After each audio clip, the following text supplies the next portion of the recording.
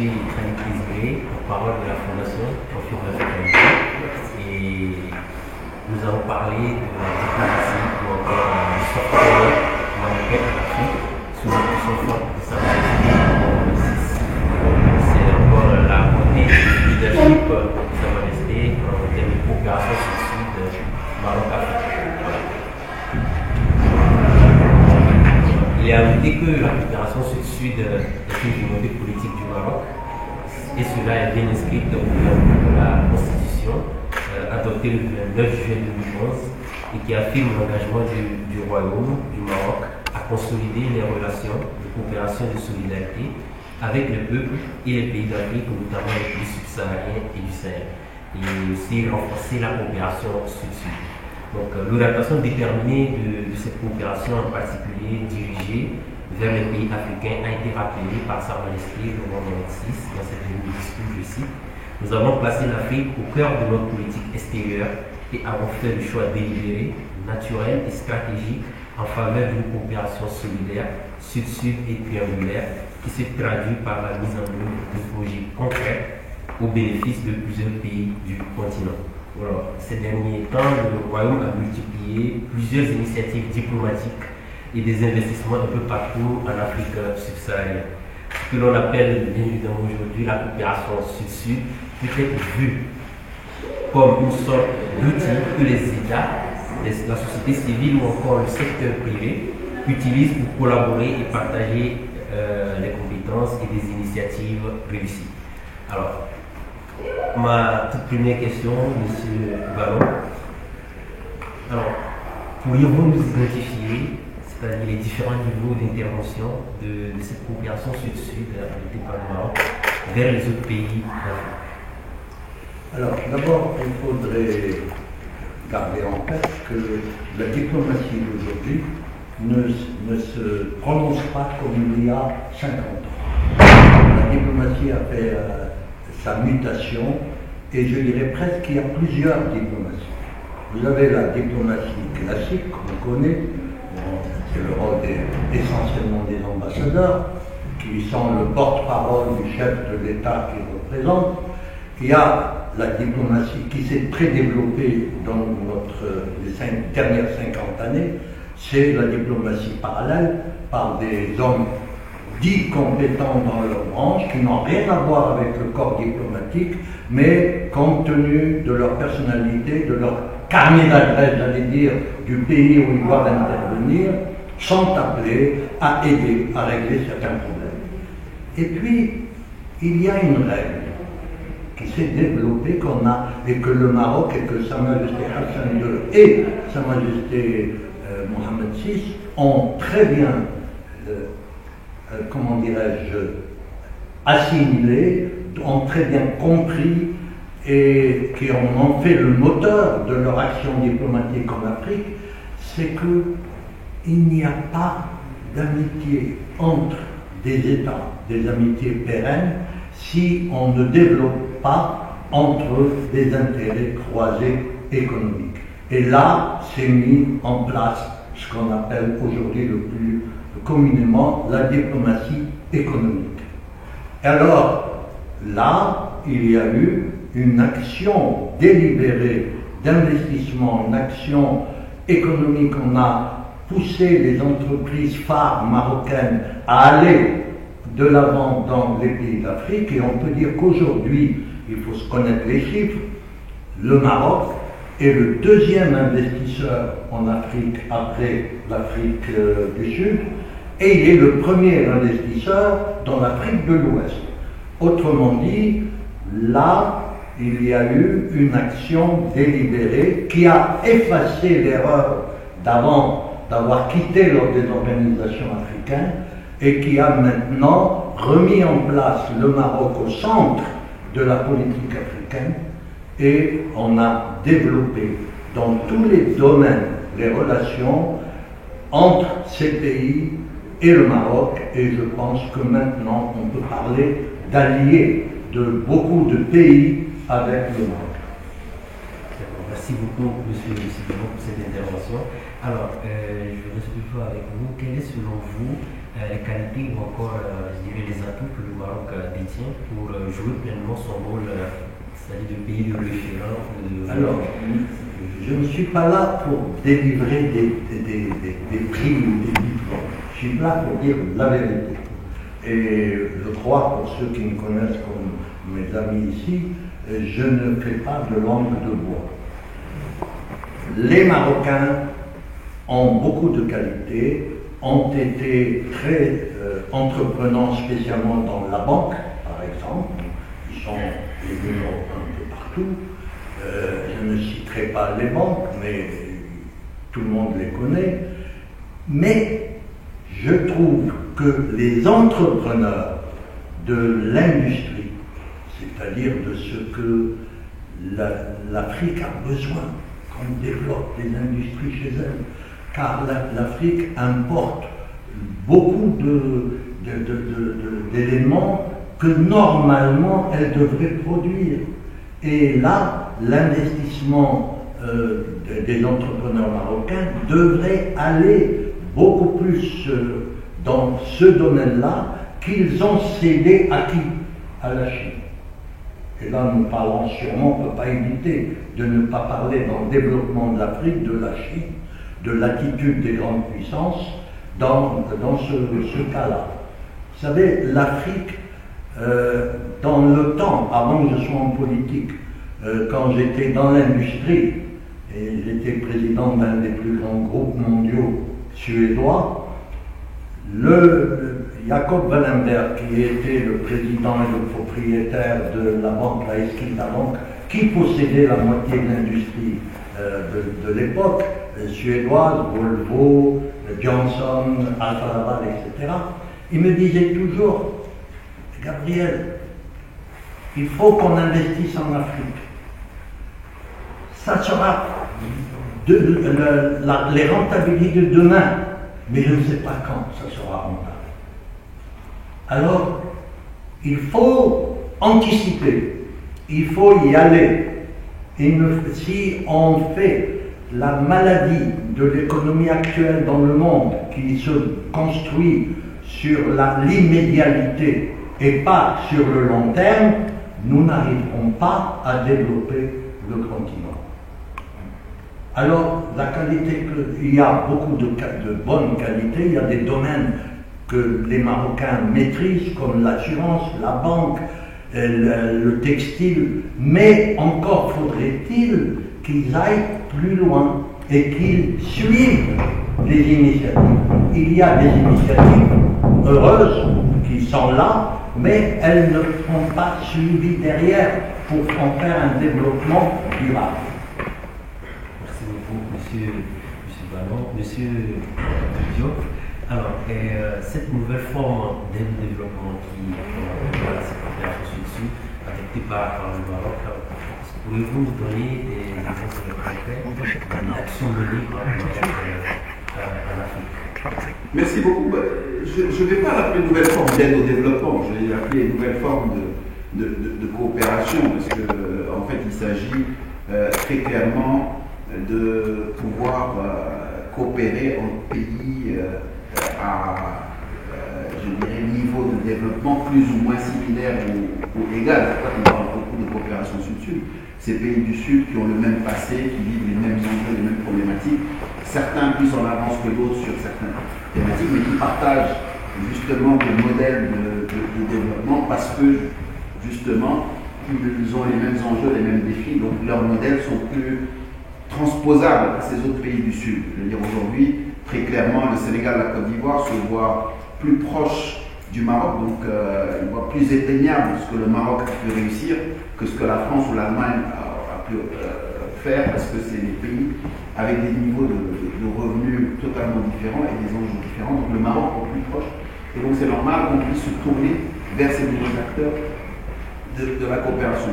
Et je partage parfaitement ce que mon ami est très éminent analyste Gabriel Ballon sur ce point de vue. Aujourd'hui, c'est vrai, on fait des choses très intéressantes. La banque, l'assurance a réussi, l'industrie commence, mais ne va pas au même rythme, et je partage aussi le fait qu'on doit avoir, moi je ne vais pas dire suivre les initiatives parce que justement on a trop été dans le suivi des initiatives, des journées royales, etc. Il faut qu'on soit plus proactif. On n'attend pas qu'il y ait une tournée royale, une mission officielle pour aller, parce qu'effectivement, on est tous d'accord que l'Afrique constitue le continent où il y a plus de développement, il y a plus de marge, il y a plus de croissance, et encore plus qu'aujourd'hui avec le développement de la zone de libre-échange continentale. Et je crois que dans le cadre de cette coopération sud-sud, et comme on a tendance à le dire, il faut qu'on puisse vraiment s'arrimer au plan national de développement d'un certain nombre de pays. Et effectivement, Gabriel le disait tout de suite, aujourd'hui, l'Afrique a besoin de transformer ses produits naturels localement, a besoin de valeur ajoutée locale. Donc l'Afrique a besoin d'industrie transformative. Et aujourd'hui, c'est essentiel. Et donc, c'est là où le Maroc, qui a réussi des choses extrêmement intéressantes, que ce soit dans l'industrie textile, dans l'industrie agroalimentaire, dans l'industrie pharmaceutique, dans l'industrie électrique, a un savoir-faire à apporter. Il faut que nos capitaines d'industrie soient plus courageux et moins frileux sur ce développement continental. Il y a une expertise qu'on peut partager. Et je pense qu'il y a des exemples extrêmement intéressants. Je pense que l'un des exemples les plus frappants, même si c'est un acteur public, c'est ce que l'OCP est en train de faire en Éthiopie. Aujourd'hui, à partir du phosphate marocain, qui est une matière première abondante et importante, utiliser le levier du gaz éthiopien, ainsi que de la potasse, ce qui est aussi une richesse que aujourd'hui l'Éthiopie ne fait qu'exporter pratiquement. À partir de ces trois matières premières essentielles à nos deux pays, plus l'expertise de l'OCP, construire une unité industrielle en Éthiopie qui va faire que l'OCP, aujourd'hui, pays à près de 100 millions d'habitants, très agricole, importateur à 100% de ses engrais, va devenir non seulement autosuffisant à un horizon de 5 ans, mais va commencer à exporter des engrais locaux. Donc, dans la région et même au-delà. Donc on crée de la vraie valeur transformative de ressources naturelles avec un savoir-faire qui est partagé. On crée vraiment des rendements supplémentaires à l'agriculture du pays et en plus on exporte. Donc c'est ce genre de modèle qu'il faut développer et je pense qu'aujourd'hui on le voit, le Covid a montré aussi ses besoins. Beaucoup de pays ont été en rupture de molécules de pharmaceutiques. Beaucoup de pays ont été en rupture de produits agroalimentaires de première nécessité. Il a fallu, heureusement à travers les camions qui relient le sud du Maroc à ces pays, on a pu alimenter beaucoup de pays en produits de première nécessité. On a pu aussi offrir des molécules qui étaient en rupture. Donc aujourd'hui, il faut qu'on aille plus loin, qu'on puisse justement aller en partenariat avec les acteurs locaux, créer des industries de transformation. Aujourd'hui, tous les acteurs étatiques des différents pays africains ont pris conscience de la nécessité d'avoir cette souveraineté industrielle, de la nécessité d'avoir la souveraineté agroalimentaire. Et donc, la plupart des ressources des plans nationaux de développement vont être orientées vers cette dynamique de transformation industrielle. Il faut que les acteurs marocains puissent justement profiter de cette opportunité pour pouvoir développer des partenariats industriels. Et dernier point, je pense que le Maroc a pu de manière très constructive et avec une vision s'arrimer à des chaînes de valeur mondiales importantes dans des secteurs comme l'automobile, comme l'aéronautique, comme le textile. Aujourd'hui, cet écosystème peut prolonger ces chaînes de valeur avec des industries complémentaires dans les pays d'Afrique subsaharienne. Aujourd'hui, la chaîne de valeur du textile a besoin du coton malien, du coton sénégalais. Donc il y a de l'industrie de transformation en filature qui peut être créée dans ces pays. Aujourd'hui, l'industrie automobile marocaine a besoin, on l'a vu, on ne fait pas très peu de carrosserie, on a besoin de l'aluminium, donc pour cela on a besoin de la bauxite de Guinée du Ghana, on a besoin de l'EVA de Côte d'Ivoire pour faire de la pneumatique.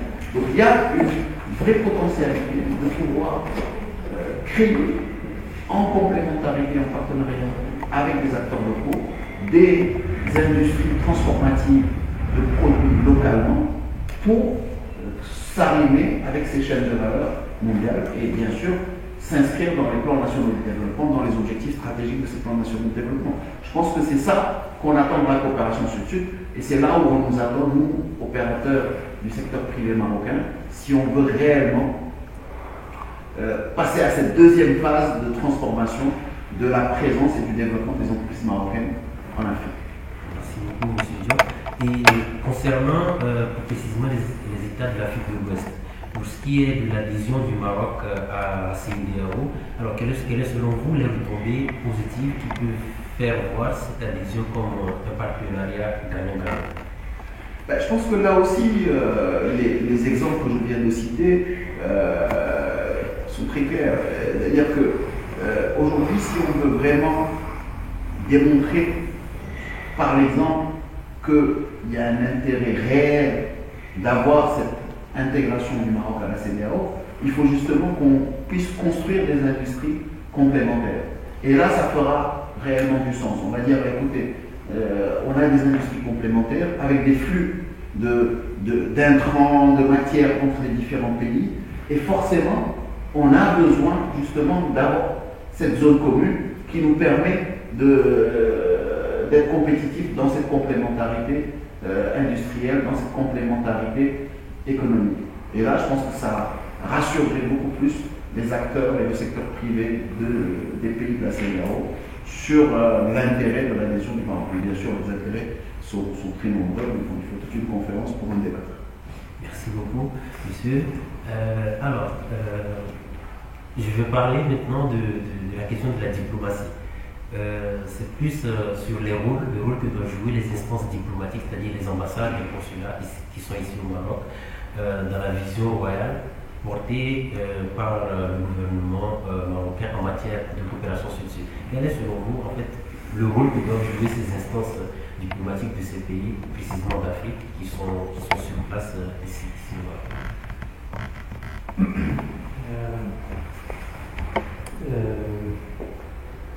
Pour les représentants du pays africain au Maroc, vraiment ça permet d'assurer une continuité entre le discours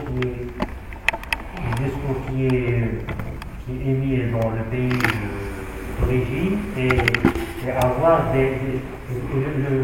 pas le confronter, mais vraiment comment arriver à le transmettre d'une manière aux autorités marocaines et vice-versa. Comme ça, on n'aura pas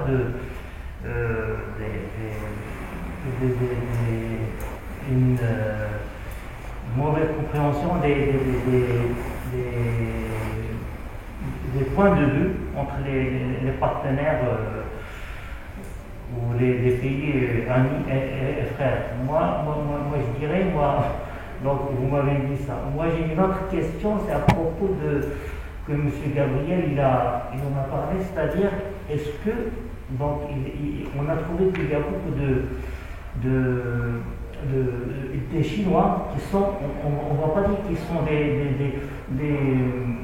c'est pas des adversaires, mais des compétiteurs pour des Marocains en Afrique. Et je sais que les Chinois, donc M. Ouadalou, il connaît très bien le sujet, les Chinois, ils ont derrière eux tout le parti, l'État, et avec tous les fonds, Moi, je trouve, est-ce que le Maroc, il peut avoir sa place en Afrique, plutôt, avoir sa part, c'est pas sa part, c'est une coopération avec les Chinois qui sont appuyés par l'État et par des fonds qui sont conséquents. Merci monsieur. Alors, toujours sur cette question de la coopération sud-sud, je vais parler un peu de la migration, du problème de la migration. Alors, lors du 33e sommet ordinaire de l'Union africaine qui s'est tenu à Addis Abeba, le rapport de Sa Majesté le roi Mohamed VI sur le suivi de la mise en place de l'Observatoire africain de l'immigration au Maroc a été présenté lors de ce sommet.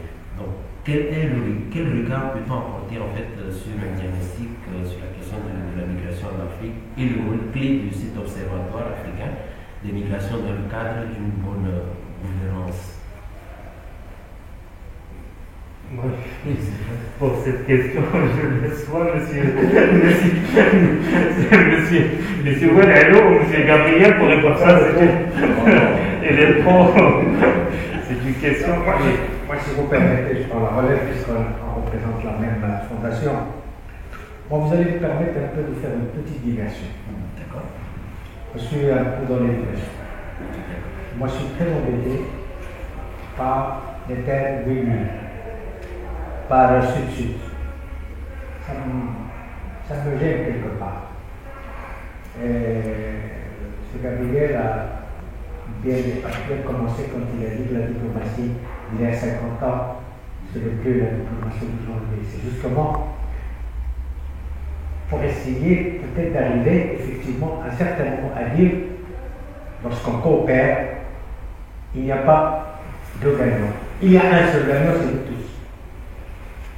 Et quand on dit coopération sud-sud, ce qui me vient à l'esprit dans ma génération, qui connaît le colonialisme, c'est comme s'il y a un nord qui donne au sud.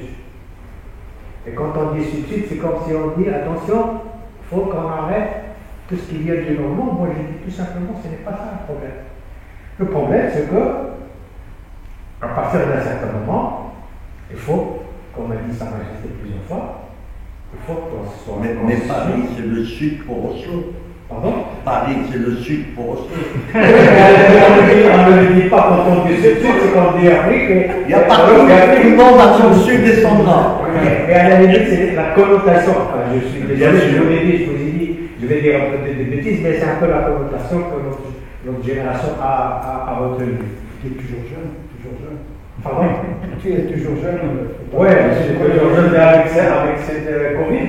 On nous a fait très content. C'est nous qui sommes la cible à la renseigner. On est plus jeunes puisqu'on va mourir avant les autres. Je vois que ce n'est pas, on va mourir certainement avant les autres, il n'y a pas de problème. Donc je voulais vous dire que j'ai fait exprès un petit peu de caricature. Provocateur. Voilà, vous voulez quelque part. Mais c'est tout pour dire exactement que tout ce qui est ces questions d'immigration, ce sont des questions qui maintenant sont à l'ordre du jour. Pourquoi? Parce que derrière, il y a l'humain, il y a l'homme. On ne peut pas régler un problème en se basant uniquement sur la banque, l'assurance, l'usine, les investissements et tout ça. Il faut investir sur l'homme. Parce que c'est l'homme qui va être le pont, qui va pouvoir effectivement effacer ces divergences que j'ai exprès caricaturées en parlant de win-win, de structure, etc. Et cela m'amène, me réconforte un tout petit peu. Pourquoi? Parce que dans toutes les interventions qu'on a eues ce soir, j'ai retrouvé vraiment toute la touche et l'aspect visionnaire de Dr. Léon et de son époque même, qui tout de suite ont compris qu'il y a la banque, d'accord, mais avant qu'on soit banquier, on est d'abord écolier, on a été à l'école. Avant qu'on soit ingénieur, on a été à l'école. Avant qu'on devienne médecin, on a été à l'école. Donc il faut aller à l'école. Il faut aller à l'école et effacer ces différences. Il faut aller à l'école et combattre toutes ces différences qui créent, qui amènent vers la violence. Tout ce qu'on peut éventuellement trouver. C'est cela que pour moi, effectivement, ce modèle de cette coopération, je dirais, en matière éducative, en matière de développement humain, elle est stratégique. Et de par ma carrière, l'éducation nationale, j'étais directeur de la coopération, je me rappelle très bien de la MARCO, l'Agence marocaine Je me rappelle, voilà. C'est l'ancêtre, c'est la langue que les jeunes ne connaissent pas. Voilà, c'est la Manco. La Manco. C'est l'agence Ouais, c'est la GICO, l'agence de coopération. Voilà, ce sont les ancêtres de la coopération internationale. Donc on a compris, il a compris Hassan qu'effectivement, c'est là où il va falloir aller trouver le raccourci pour consolider les liens qui peuvent exister entre les uns et les autres. Et à ce moment-là, tout le reste viendra. Tout le reste viendra. Et c'est pour dire que si on arrive à faire ça, on va enlever le complexe que nous avons de vouloir vouloir se voir en concurrent par rapport au Nord ou par rapport même au Chinois. Parce qu'il y a des raccourcis. Il y a un feeling, il y a un côté sentimental. La chanson de la personnalité, qu'est-ce que c'est? Ça a transcendé les Français. C'est au-delà des Français. C'est un chant qui a inspiré des artistes. Pourquoi? Parce qu'ils ont trouvé quelque chose de très fondamental, la paix, la marche verte, la silah, sans armes, vous voyez, c'est très fort comme message. Et ça, c'est vraiment ce qui est porteur. C'est ce que je me suis dit. Ça ne veut pas dire que je dénigre ce que peut apporter un banquier. Je ne dénigre pas ce que peut apporter un investisseur économique, industriel, un commerçant, au contraire. Mais je dis, c'est bien, mais il faut aussi penser à quelque chose qui n'a pas de prix, qui vous garantit la pérennité. Parce que quand vous parlez de win-win, dès que vous l'avez pu gagner, vous la partagez. Alors que si vous êtes dans l'éducation, dans le développement humain, ben vous êtes là, je suis là, nous sommes tous gagnants. Et de façon faire. Oui, mais ça ne suffit pas. Ça ne suffit pas, je vais vous dire. Bien sûr, tous les pays développés ont une éducation nationale qui fonctionne et l'éducation de la jeunesse est en priorité. Mais il y a un comportement, il n'y a pas de muraille entre l'enseignement, entre l'université et le privé. Il y a sans arrêt des échanges entre l'entreprise et l'université. Regardez aux États-Unis, ce qui a fait la force des États-Unis pour être la première puissance économique. Oubliez la puissance militaire. C'était justement cette perméabilité entre l'éducation et l'industrie. Prenez Harvard, ils ont des accords avec les plus grandes entreprises, ils font des recherches pour elles, ces entreprises viennent prendre les promotions chez eux, etc. Là, ce que je reproche au Maroc, par exemple, c'est qu'il y a des murailles. Il y a comme ça existait au temps où j'étais conseiller du président de la République française, déjà à l'époque on a fait la guerre pour les ambassadeurs qui ne voulaient pas parler de business, qui ne voulaient pas parler d'économie, en disant je m'appelle, moi je suis ambassadeur, je représente le président de la République. Je regrette, comme a répondu le président Pompidou, parce que je lui ai posé souvent ces problèmes en disant je ne comprends pas, regardez les Scandinaves, ils font une percée énorme économique par rapport à leur pays. Mais c'est énorme ce qu'ils font du point de vue économique. C'est les maîtres dans beaucoup de secteurs, un peu partout dans le monde. Vous savez qu'il n'y a pas un roulement à billes qui ne sort pas d'une usine suédoise. Pourquoi? Mais leurs ambassadeurs sont les plus grands représentants, j'allais dire commerciaux du pays. Alors, les ambassadeurs doivent comprendre. Et le Maroc a commencé à le comprendre. Il y a maintenant des conseillers économiques dans les ambassades principales. On a expliqué aux ambassadeurs qu'ils sont d'abord les représentants de l'économie de leur nationale et qu'il faut qu'ils parlent, il faut qu'ils écoutent et qu'ils essayent. Donc il faut détruire les murs qui existent entre les différentes corporations, entre les différentes activités humaines d'un pays. Il faut qu'il n'y ait pas l'université dans ses quatre murs et nous sommes C'est la maladie des universités en France. Pendant longtemps, il a fallu mai 68 pour qu'on fasse tomber ces murs et qu'on crée même des universités populaires. Alors, c'est ça. Je n'aimerais pas que le Maroc s'enfonce dans cet héritage de la vieille France où l'université c'est élitique, elle ne se mêle pas du business, elle ne laisse pas rentrer les entreprises. Car ça, c'est le déclin. Moi, c'est mon avis. Monsieur Gabriel, je ne veux pas parler de risque de m'opposer avant, parce que je ne pourrais pas. Je ne veux pas, on est tout dessus. Mais ce n'est pas ce que j'ai dit. Je n'ai pas opposé l'économie et l'école. J'ai dit que l'école, c'est le premier investissement et c'est le meilleur des investissements qui peut éventuellement apporter une meilleure plus-value à tout ce qui peut venir après. Parce que c'est ce que j'ai dit. J'ai dit avant d'être ingénieur, on était d'abord écolier. Avant d'être médecin, on était écolier. Donc à la limite, toute coopération.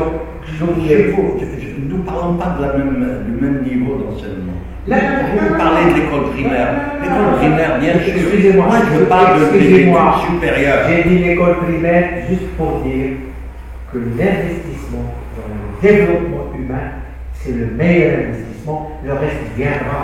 Et c'est juste tout simplement pour dire aussi que Hassan que Mohamed V, notre roi, a été dès le départ rattaché à l'Afrique et il a soutenu le mouvement de libération. Quand Hassan II est venu, il a un peu consolidé et il a tissé des liens de coopération dans le domaine de la coopération culturelle et éducative. Une remarque qui n'a pas été payée de retour avec l'Algérie ou l'Afrique. Oui, à la limite, il y a toujours des ingrats.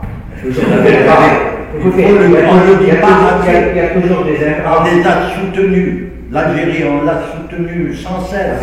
Hassan II a fait tout pour eux. Et voilà comment il est payé en retour. Il considère que le Maroc est le plus grand ennemi de l'Algérie. C'est peut-être là où je me pose la question. Quand on veut investir dans l'humain, on ne fait pas le calcul. Même quand on reçoit. Je ne parle pas de calcul, même constat. quand on a une ingratitude de l'autre côté, on laisse passer. Et Gabriel, c'est dans l'humain, c'est dans la vie, c'est dans le travail partagé. Je suis d'accord, mais il y a des millions d'Africains. C'est mon métier. Mais d'accord, mais il y a des millions d'Africains qui manquent d'eau, qui manquent de nourriture, etc. Et je veux bien, et je suis d'accord que l'enseignement doit être une des priorités, mais une des priorités parce qu'il y a des urgences aujourd'hui. Non, mais à la limite, moi, le message que je voulais faire parvenir, c'est pour un petit peu expliquer que cette vision de l'entreprise citoyenne du président qui a été un tout petit peu aussi partagée avec les pays d'Afrique où il a des banques, c'est vraiment quelque chose qui doit quand même. La preuve, c'est qu'aujourd'hui, la présidente a reçu un trophée.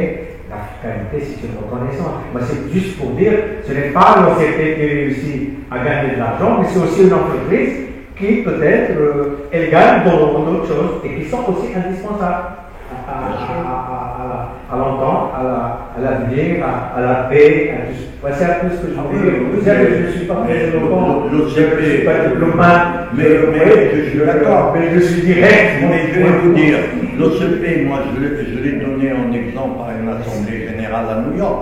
Je l'ai donné en exemple parce que Moustapha Terrab fait une politique équilibrée entre l'efficacité économique et son rôle social pour le pays, le peuple, pour le privé. Il faut voir ce qu'il réalise à Kuriga, à n'importe où. Mais partout, il faut voir. pays africains. Qu'est-ce qu'il a fait à Ben Guérir? C'est Ben Guérir, pas d'enseignement, c'est l'enseignement. Pour revenir à une question aussi qui est en liaison avec mes propos, c'est que nous avons vécu au Maroc les problèmes de nos enfants quand ils ont rejoint leurs parents en Europe en matière de scolarité. Et là, c'est là aussi je rends hommage à la politique marocaine, de l'équipe officielle, c'est vous voulez dire, c'est que les diplomates, les chanceliers, c'est l'officialisation de la chose. Même si parfois, les officialisent tout, sauf ce qui doit être vraiment fondamental. Et à la limite, je ne critique pas le domaine diplomatique. Et je voulais tout simplement dire que ce que nous sommes en train de faire maintenant au Maroc, c'est justement, nous avons une migration, nous avons quand même des subsahariens qui s'installent ici, et nous n'avons pas perdu de vue qu'il faut que nos enfants soient scolarisés. Il faut que nos enfants aillent dans les écoles. Il ne faut pas qu'ils connaissent les mêmes problèmes que l'immigration marocaine a connu et qui, à la limite, parfois a été exploitée dans un sens ou dans l'autre. C'est juste pour dire que c'est l'histoire d'école, comme je dis, école, c'est dans le sens là, pas primaire. Non, Pas dans le sens. non, l'enseignement. Dans l'enseignement. C'est pour ça que j'ai dit qu'effectivement, le fait de tout de suite prendre connaissance que la meilleure diplomatie, pas la seule, pas la condition publique, mais un des éléments de réussite d'une diplomatie, c'est une diplomatie qui ne prenne pas de vue que le développement humain est important et le développement humain ne peut gagner qu'en échangeant, en s'écoutant. Tout à l'heure, quand la dame a parlé de son langue, de ses diversités, ça c'est une richesse, mais il faut justement trouver le moyen. En fait, les richesses, ce n'est pas des éléments de différence et de distanciation, je dirais un peu. Pour rester sur la question de l'éducation, ce serait juste une grande virgule à côté de notre sujet principal, la coopération. Vous avez beaucoup insisté sur l'éducation, vous avez parlé des universités et tout. Alors, j'ai juste une question. Est-ce qu'en Afrique, on n'a pas vu Silicon Valley, si je peux l'appeler comme ça? Pourquoi en Afrique, nos universités... C'est quand même la Silicon Savannah au Kenya. La Silicon Savannah qui est reconnue et qui est aujourd'hui marketée et brandée. Et la Kigali qui et il y a Kigali qui monte, il y a Dakar Innovation Cluster qui monte. Vous savez, vous savez, je ne suis pas un grand connaisseur, si vous voulez, de la géopolitique et tout ça. Mais quand je vois les États-Unis, c'est ça qui m'interpelle. Les États-Unis d'Amérique, c'est quoi? C'est un ensemble d'États. Et qui fonctionne. Voilà, qui fonctionne. Pourquoi? Parce qu'ils ont fait leur guerre et ils sont arrivés à dire attention, ce n'est pas ça qui va nous amener au développement, c'est de vraiment constituer une union. Et l'autre problème, nous n'avons pas ce genre d'institution parce que nous avons pendant trop longtemps ou essayé de copier un modèle, etc. Ou alors on a essayé de faire travailler ça. Et ça ne marche pas. Donc pour moi, pour arriver à construire des entités de gens que vous voulez, il faut s'aider, il faut s'entraider, et il faut vraiment abolir. Donc c'est possible, mais il faut des projets communs. Parce que ça nécessite beaucoup de potentiel, ça nécessite beaucoup de moyens, et il faut vraiment transcender les clivages territoriaux pour arriver vraiment à monter quelque chose. Voilà. Mais à la limite, je pourrais dire effectivement que maintenant, excusez-moi juste, je crois que le développement de technologie va nous amener à ça. Parce que grâce à la technologie, nous avons des spécialistes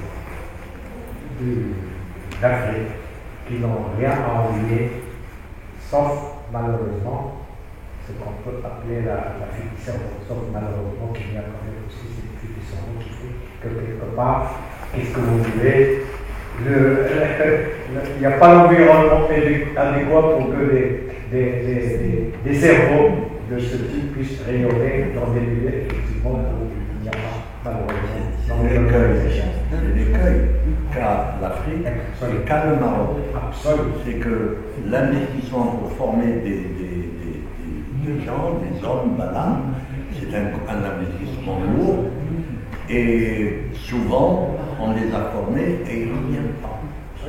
Ils ne reviennent pas parce que l'environnement et je dirais même l'attitude des animateurs de l'économie marocaine et africaine ne tiennent pas en compte tout ce qu'ils doivent faire et proposer pour que justement ces valeurs-là reviennent.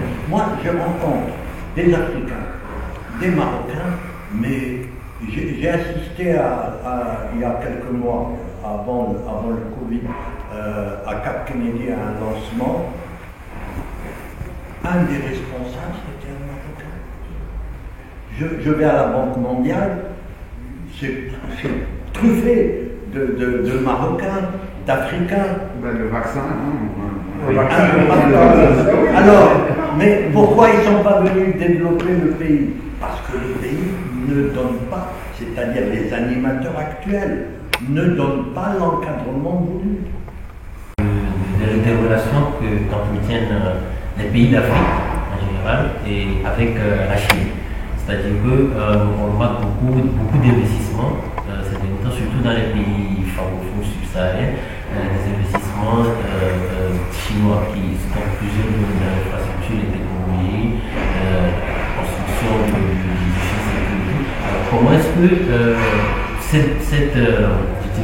ces investissements, ce rôle que joue la Chine en Afrique peut, je dirais, cela peut-être pourrait cacher en fait la propre croissance des pays africains à émerger eux-mêmes pour pouvoir autofinancer leurs propres problèmes. Mais on voit que la Chine s'investit beaucoup plus que les pays, par exemple, ou les pays en eux-mêmes.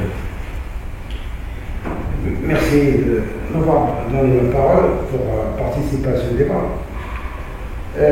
Moi, je suis venu pour parler de la coopération sud-sud et du rôle que Sa Majesté, que Dieu l'assiste, nous a donné quand même une vision royale depuis son discours du 24 février 2014 à Abidjan, après avoir visité les 4 pays, Côte d'Ivoire, Mali, Guinée-Conakry et Gabon. Et ça a été un discours devant les hommes d'affaires, pas devant les responsables politiques, mais donc il s'est adressé au secteur privé, aux hommes d'affaires, aux opérateurs économiques. Je veux dire que le message était direct pour les gens qui font richesse et qui sont les responsables du futur développement de ce continent que nous aimons tous. Et dans ce message, moi j'ai gardé 3 ou 4 mots-clés. Premièrement, solidarité. Deuxièmement, il faut qu'on fasse confiance, nous, Africains, à l'Afrique. Troisièmement, il faut transformer les richesses. Et le 4e mot-clé, c'est l'humain. C'est l'homme, c'est l'Africain. Tout cela, comme objectif final, c'est le bien-être de l'Africain. Je crois que depuis cette visite, moi j'ai retenu ces messages et heureusement que 3 ans plus tard, le Maroc a repris son rôle au sein de l'Union africaine, pour ne pas dire qu'il a réintégré, parce qu'il a été l'un des fondateurs de l'OIA par le groupe de Casablanca. Il faut le rappeler chaque fois, du 12 janvier 1961, à l'initiative de feu Mohamed Salah. Alors, leader en Afrique, en invitant Jamal Abbas, qui était aussi un grand leader après sa révolution de 52. Moudi Boukita, Nkrumah, et puis Farhat Abbas, pour venir à la révolution algérienne, qui était le chef du gouvernement provisoire de l'Algérie, GPA. Et ça a été en pleine action des mouvements d'éducation nationale, que ces pays, qu'ils soient anglophones, lusophones ou francophones, luttaient pour leur indépendance. Et avant cette rencontre, il avait reçu le moment, 15 jours avant son assassinat, il a été reçu par Mohamed V pour soutenir le Premier ministre à l'époque, Lumumba, pour le Congo libre. Nous connaissons la suite. 63, c'est le Gars. Donc je reviens à cette coopération sud-sud qui a été, jusqu'à présent, a été un thème d'actualité au sein des instances internationales, surtout aux Nations Unies, et ça a été aussi ce projet du tiers-monde, de la tricontinentale, Amérique latine, Asie, Afrique. Donc il y avait un projet, pour ne pas dire un projet sociétal, il y avait un projet au niveau mondial qui a aussi donné le mouvement des non alignés avec Tito et Chouala, etc. Et je pense qu'avec cette idée de faire ensemble notre développement, qui a été vraiment une période très riche en événements, malheureusement, la suite n'a pas été ce que nous avons souhaité pour nos peuples. Puisque vous parlez de l'école, vous parlez de l'humain. En 61, la Corée du Sud, le Maroc et le Ghana avaient le même PIB. La Corée du Sud, que j'avais l'occasion de visiter il y a 2 ans, 3 ans, je me rappelle, avait misé sur l'école, sur la formation, sur l'éducation. Et maintenant, l'instituteur, il est mieux payé qu'un haut fonctionnaire. Que le professeur à l'université, il est mieux payé que le ministre. Et que l'éducation, ça a été vraiment la grande priorité de la Corée du Sud. Ils n'étaient pas les seuls, il y a Singapour et le reste, mais ça a été la grande priorité. Nous, malheureusement, nous avons raté l'occasion pour des raisons de lutte intestine, mouvement national, opposition, etc., pour la prise du pouvoir depuis 1960 à peu près jusqu'à 1974, où l'affaire du Sahara a encore une fois rallié tous les Marocains sous le drapeau du Maroc pour la libération du Sahara avec la marche de 1975. Nous vivons actuellement une opportunité, et de par ma formation de pharmacien biologiste et expert dans tout ce qui est vaccin, j'avais eu une formation en France à l'Institut Pasteur de Paris, à l'Institut Nérieux dans la région de l'Est pour des vaccins à l'époque. Le Covid, heureusement, qui nous a montré qu'actuellement, et dans tous les pays, la grande priorité, l'éducation, la santé, la recherche scientifique et le numérique. 4 priorités, si vous voulez dépasser cette situation, et ça c'est pour tous les pays, surtout du Sud. Dieu merci que l'Afrique n'a pas été touchée, comme on le prévoyait, parce que le système de santé est tellement fragile en Afrique, avec toutes les épidémies que nous avons connues, la dernière c'est Ebola après le sida, et que tout le monde s'attendait à ce que l'Afrique du Sud de l'Afrique sera le continent de ce virus corona. L'Afrique du Sud, bien sûr, a eu le grand fardeau, puisqu'il est classé premier avant l'Égypte. Et l'Afrique, heureusement, n'a pas connu cette. Mais toujours est-il que déjà en ce qui intéresse, au mois de mars, déjà demandé à la communauté internationale d'une aide de 15 milliards de dollars pour l'Afrique, pour soutenir le système de santé. Il y a 2 jours, au G20, on discute toujours de la même actualité, comment aider l'Afrique à avoir son vaccin. D'une manière équitable, comme on dit, que le problème financier se pose. Qui va financer ces millions de doses pour toute l'Afrique, puisque si nous voulons vacciner minimum 70% de la population africaine, ben vous faites le compte de combien de milliards de dollars vous en avez besoin. Parce que les Chinois Ils font du commerce, hein, que ce soit des vaccins ou des t-shirts. Une fois qu'on a fait la recherche in vitro dans les laboratoires, maintenant c'est le côté commercial, le côté financier, le côté OIC, le côté brevet, le côté propriété intellectuelle qui va maintenant être l'actualité de demain. Parce qu'il ne faut pas jouer avec les sentiments. Hein. Quand on fait de la recherche, on est ici. Aux États-Unis, on a posé sur la table 15 milliards de dollars pour Monsef Slaoui, qui est un ami. On a fait la même formation en biologie. 15 milliards de dollars pour avoir ce vaccin Pfizer qui va être commercialisé dans quelques semaines. Les Chinois, ils ont investi depuis le mois de décembre, parce que c'est eux qui ont découvert le virus, et heureusement, par les Chinois, qu'on a découvert le virus 10 jours après le déclenchement de l'infection. Alors que pour le VIH du sida, nous avons mis des mois pour que Montagne de l'Institut Pasteur de Paris découvre le virus du VIH, et jusqu'à présent, nous n'avons pas de vaccin contre le VIH.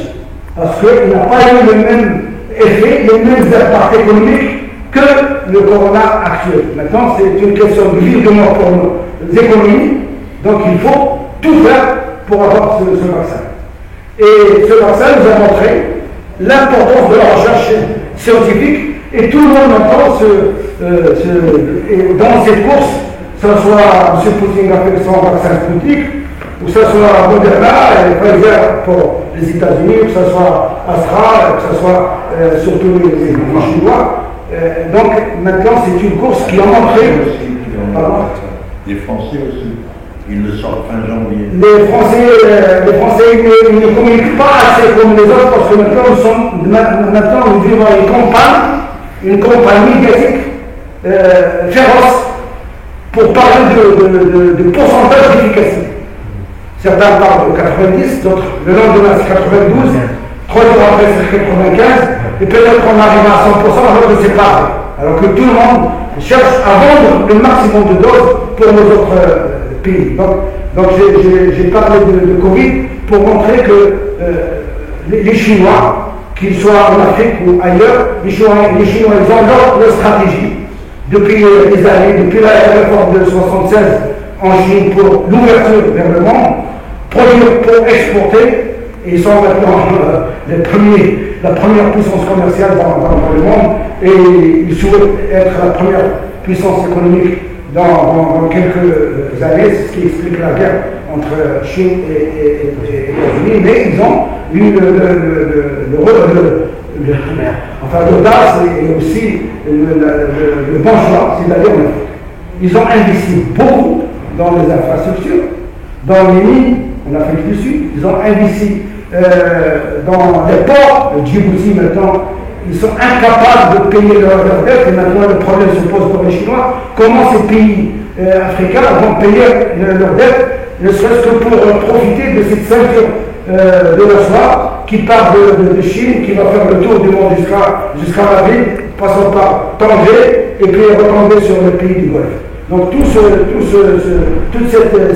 ceinture, elle est faite pour l'économie chinoise, pour les produits chinois, et je pense que malheureusement ou heureusement que les autres n'ont pas pu saisir l'occasion. France-Afrique, c'est du passé. L'Union africaine, elle est tellement occupée par ces problèmes avec l'Angleterre, avec les États-Unis, avec la Turquie, l'OTAN, etc. Et je pense que maintenant les Chinois sont mieux placés pour investir davantage en Afrique. Et nous, Marocains, je pense que nous avons bien fait le choix. Sa Majesté, en visitant la Chine, Sa Majesté a eu aussi cette politique d'anticipation pour construire un partenariat stratégique avec la Chine, comme il l'a fait avec Moscou, comme il l'a fait avec l'Union européenne depuis le processus de Barcelone de 1995. Et je pense que ça sera un partenariat win-win, comme on dit. Ça sera une coopération toujours sud-sud, parce que la Chine est toujours considérée comme un pays du Sud faisant partie du BRICS. Mais c'est toujours un pays du Sud avec son économie florissant. Et je pense que grâce à cette orientation royale pour la Chine, qu'on a eu ce partenariat pour faire les essais cliniques depuis septembre au Maroc, et qu'on aura la chance d'avoir ce que nous avons besoin comme dose, les 20 millions de doses qu'il nous faut pour la première injection, et encore 20 millions d'autres. Donc 40 millions de doses. Le problème se pose maintenant avec les Chinois, combien ça va nous coûter, et quel sera plus tard le transfert de technologie, puisque les Chinois, ils misent sur toute l'Afrique. Ils sont prêts pour faire des partenariats pour la fabrication du vaccin, parce que c'est une autre technologie, tout en ne cédant pas la formule, parce que ça sera un brevet, ça sera quelque chose de secret, parce que c'est de la recherche. Il faut payer la recherche, il faut apporter ce que nous avons fait comme effort financier, et j'espère que le Maroc sera, comme il a été pour Pfizer, pour d'autres médicaments, ça va être aussi une plateforme de fabrication pour les biosimilaires, pour les vaccins, pour toute l'Afrique. Et là, les Chinois, ils ont bien misé, ils ont des relations très importantes, surtout en Afrique centrale, en Afrique de l'Est, tout ce qui est Éthiopie, Tanzanie, tout ça. J'ai accompagné plusieurs délégations de Chine, mais aussi de Vietnam. Ils visitent le Maroc et ils vont vers l'Afrique centrale et l'Afrique de l'Est. C'est là où ils se focalisent, parce que l'Éthiopie, il y a 2 ans, ils avaient des taux de croissance de 8 à 12%. Ça dépend des années, maintenant ils ont la guerre au nord, mais toujours est-il qu'avec le port qu'ils ont à Djibouti, qu'avec le chemin de fer qu'ils ont entre Djibouti et l'Éthiopie de plusieurs kilomètres, ils ont pu désenclaver, ils ont pu faire de cette région de la Corne d'Afrique une région de croissance économique. Et je pense que les Chinois sauront vraiment profiter des richesses de l'Afrique. Malheureusement, l'Afrique, pour donner juste parce que vous avez parlé de CP, l'Afrique a un stock en phosphate de 80% au niveau mondial, mais il consomme uniquement 20%. Ça c'est pour vous dire que l'industrie de transformation est une alternative et elle est indispensable pour que les richesses africaines soient transformées sur place, que ce soit du coton, que ce soit le cacao, que ce soit les phosphates, que ce soit tout ce qui est minerai, d'être transformé en Afrique pour avoir de plus-value et pour avoir aussi une compétitivité avec les autres industries qui sont au nord. Donc, moi j'ai un peu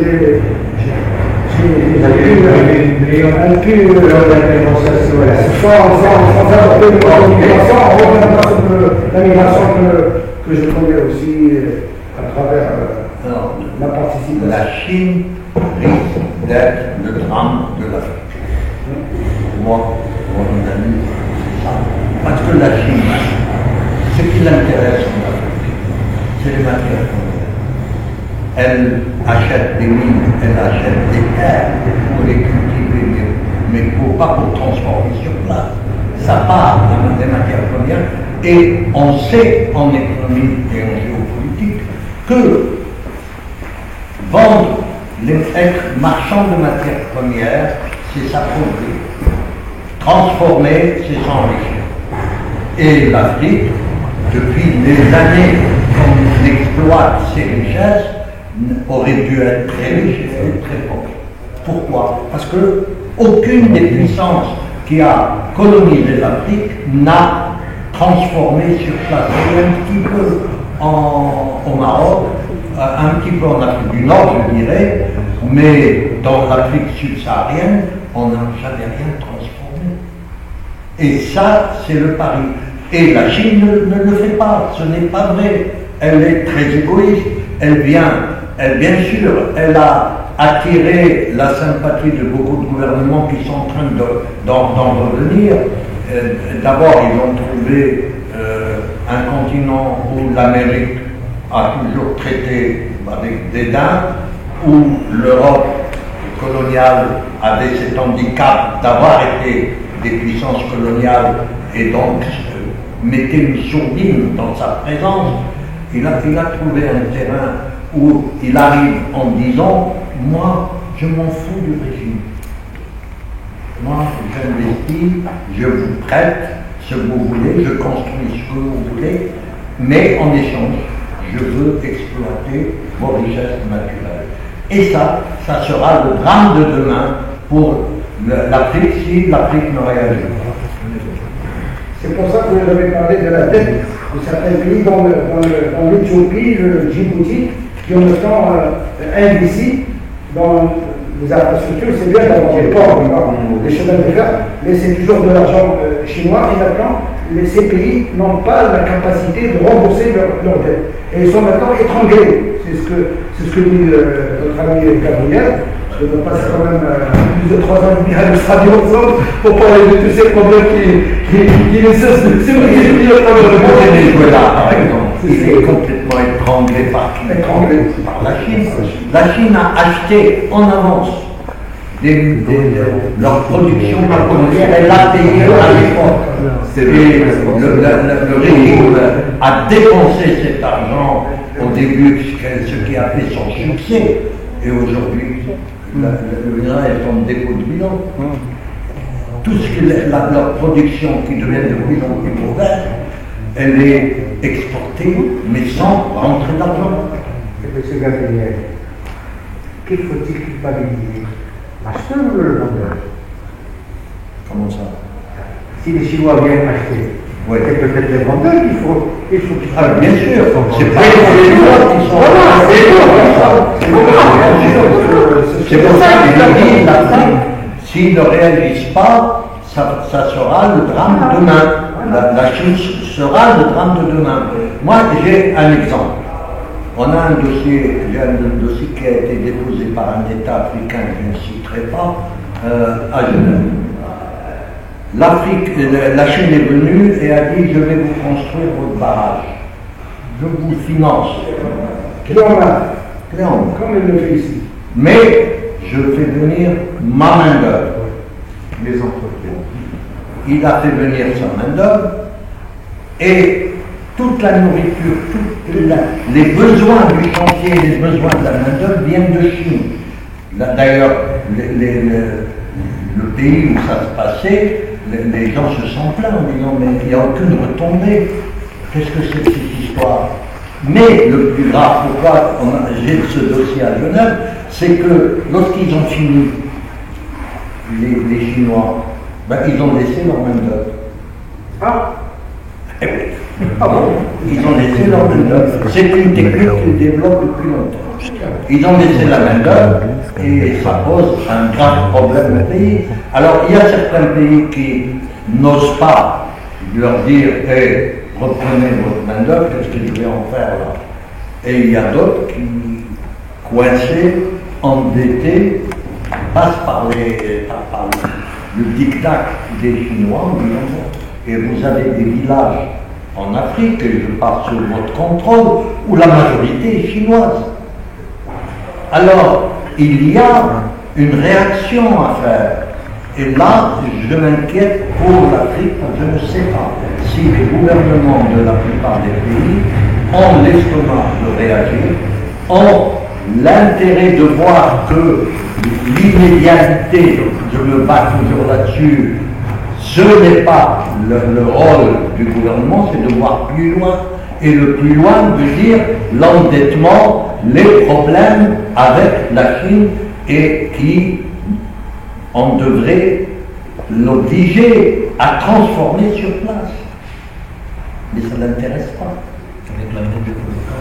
Bien sûr, ça ne l'intéresse pas, c'est pas ça. Elle ne bâtit pas une économie dans un pays, elle suit ses propres intérêts.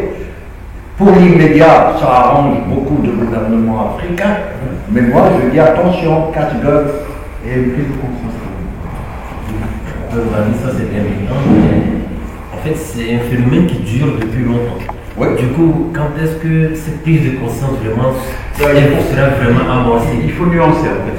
C'est un phénomène qui dure depuis longtemps, mais ses effets négatifs n'étaient pas encore ressentis. Aujourd'hui, avec les crises importantes des matières premières, notamment des pays producteurs de pétrole, quand le Congo et un certain nombre de pays sont arrivés à la cessation de paiement, il y a eu une alerte sur la crise de la dette. Donc, effectivement, tant que vous avez un phénomène qui est insidieux et que ça ne produit pas ces effets négatifs visibles, mais à long terme, c'est pernicieux. Mais au moment où les effets négatifs commencent à ressortir, c'est là où les autres pays se disent « Ah tiens, ce qui est arrivé à ce pays-là peut m'arriver ». Et donc, bien sûr, il y a les élites et la société civile qui commencent à tirer sur la sonnette d'alarme. Donc effectivement, très clairement, il y a une prise de conscience. Maintenant, on a deux types de gouvernance. On a la gouvernance qui prend conscience et qui pense à l'avenir de son peuple et donc décide de mettre en place des mesures pour éviter que ça ne se produise. Et il y a la gouvernance qui est plus court-termiste, malheureusement ça existe, et qui, même en voyant aller droit au mur, en se voyant aller droit au mur, continue à avoir ces mêmes comportements. Moi, je vais être obligé de partir parce que moi, je rentre jusqu'à la fin. Moi aussi, alors,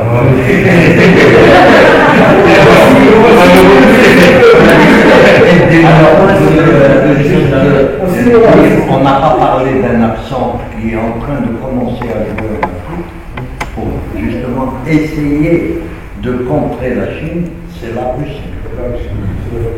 Alors ça sera pour une autre question. Oui, la Turquie, mais elle est moins de moyens que la Russie. Elle a moins de moyens, il faut le dire vite. Alors, notre dernier point, c'est sur la question de la paix en Afrique.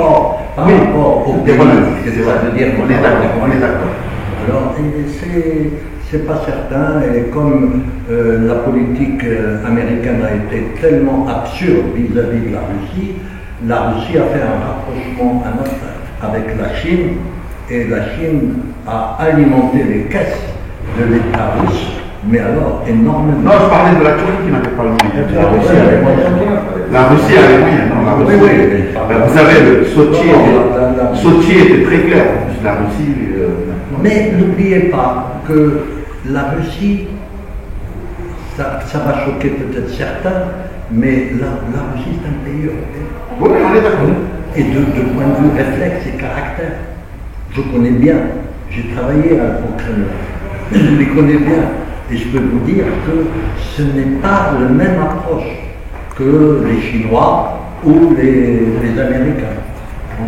Messieurs, j'ai été très heureux d'être parmi vous, mais moi, il faut que je parte. Monsieur Gabriel. Merci. Je ne veux pas utiliser mon passeport diplomatique. On prend une photo de famille. Pardon.